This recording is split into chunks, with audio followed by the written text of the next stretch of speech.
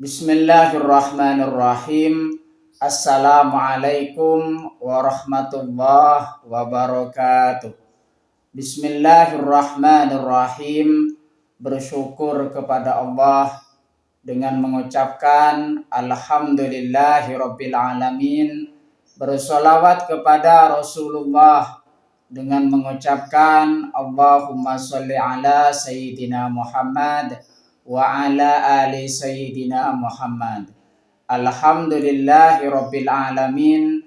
Kita masih dipertemukan kembali oleh Allah Subhanahu wa taala di dalam sosial media, dan media merupakan wadah tempat bagi kita untuk kita bisa menjalin tali silaturahim, membangun ukhuwah Islamiyah yang semakin kuat, kokoh ke depannya. Semoga hidup kita selalu diberkahi oleh Allah Subhanahu wa taala di dunia dan juga di akhirat. Amin ya rabbal alamin. Para sahabat-sahabat saya yang saya hormati, yang saya juga ta'zimi, pada kesempatan kali ini topik yang akan saya bahas yaitu hikmah dan manfaat berdoa kepada Allah Subhanahu wa taala. Jadi pembahasan kita, topik kita pada kesempatan kali ini ialah hikmah dan manfaat kita berdoa kepada Allah Subhanahu wa taala. Hikmah dan manfaat berdoa kepada Allah Subhanahu wa taala di situ yang pertama ialah pengabulan permohonan. Jadi siapapun kita berdoa kepada Allah Subhanahu wa taala di situ, pasti Allah Subhanahu wa taala bakalan mengabulkan doa kita. Makanya di situ hikmah dan manfaat berdoa di situ dikabulkan oleh Allah Subhanahu wa taala permohonan kita. Allah Subhanahu wa taala akan mengabulkan doa-doa yang tulus. Doa jangan pernah terpaksa. Doa itu artinya ialah keinginan kita, permohonan pribadi kita, tulus di dalam hati kita untuk meminta kepada Allah Subhanahu wa taala yang memiliki langit dan juga bumi, yang memiliki kita semuanya. Makanya di situ niatkan dengan tulus kita meminta kepada Allah Subhanahu wa taala. Baik secara segera. Jadi ada doa yang kita minta supaya segera dikabulkan. Ada doa yang kita minta agar supaya dikabulkan di kemudian hari. Ada doa yang kita minta agar supaya dikabulkan di tahun depan dan juga sebagainya. Artinya di situ, makanya doa tergantung dari permintaan kita, baik secara segera ditangguhkan untuk waktu yang lebih baik. Tapi di situ kita perlu garis bawahi bersama bahwasanya yang namanya pengabulan doa di situ memang setiap doa dikabulkan.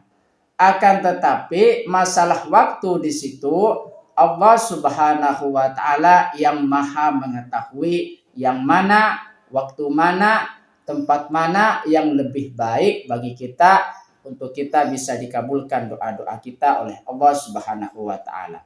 Makanya di situ atau diganti dengan sesuatu yang lebih bermanfaat.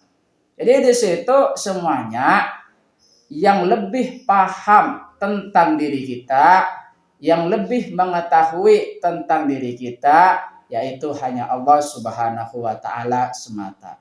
Makanya kita minta sesuatu supaya kita diberikan kemampuan oleh Allah Subhanahu wa taala untuk menerima doa-doa kita. Pengabulan doa kita harus senantiasa menjadi siap dan juga mampu untuk menerima yang kita minta kepada Allah Subhanahu wa taala. Oleh sebab itu, makanya di situ pengabulan permohonan merupakan hikmah dan manfaat berdoa kepada Allah Subhanahu wa taala. Minta kita kemampuan terlebih dahulu untuk menerima apa yang kita sudah doakan, apa doa yang kita sudah panjatkan kepada Allah Subhanahu wa taala.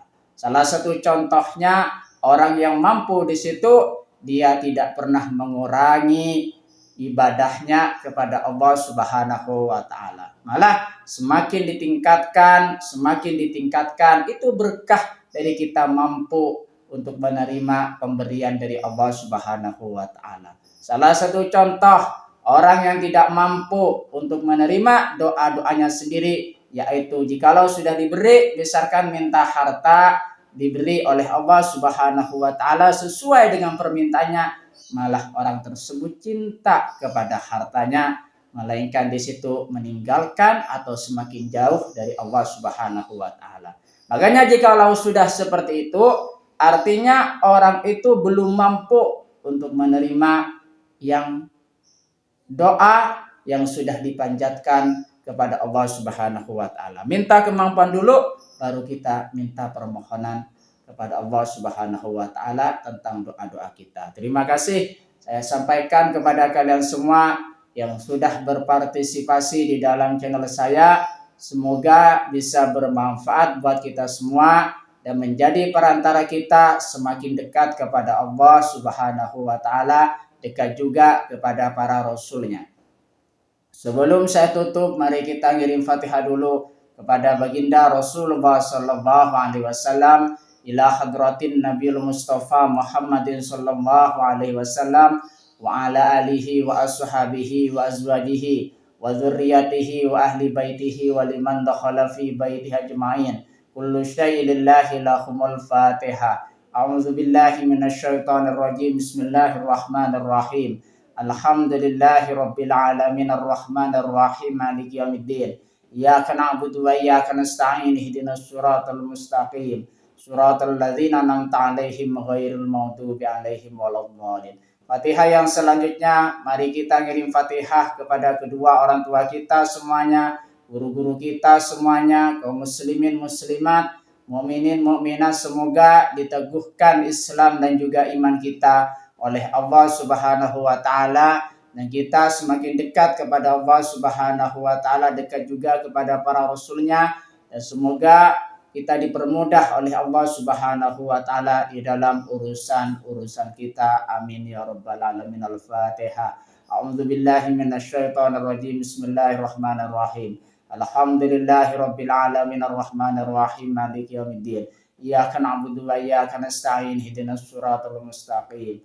Suratul ladzina an'amta 'alaihim ghairil maghdubi 'alaihim waladdallin. Amin. Terima kasih saya sampaikan kepada kalian semua. Assalamualaikum warahmatullahi wabarakatuh.